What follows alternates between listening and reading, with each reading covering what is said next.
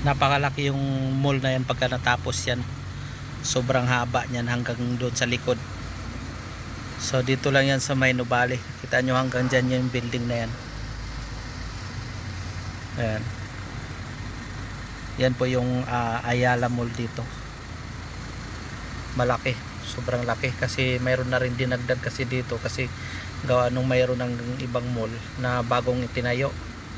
So kilala rin siya na mall. Maganda rito kasi halos complete na dito. May Landmark, Landers, CNR, Ayala Mall, at mayroon na ring All Homes, yung SM malapit na rin, at saka yung hospital dito malapit.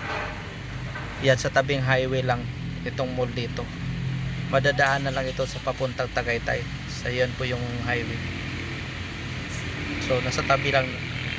Kaya yun ang kagandahan rito pag tumira. Yung All Home saka Oldie. So napakaganda na rito. Gandahan dito kasi malapit na rin siya sa Calax. Dan yan ay Calax na po yan.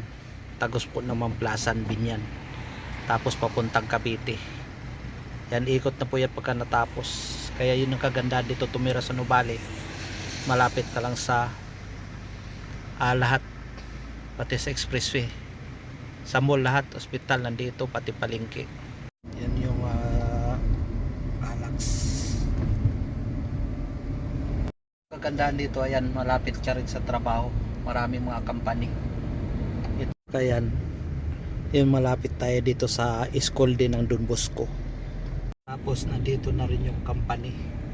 Yan po ang kagandahan dito sa Santa Rosa. Kita nyo yung bundok na yan.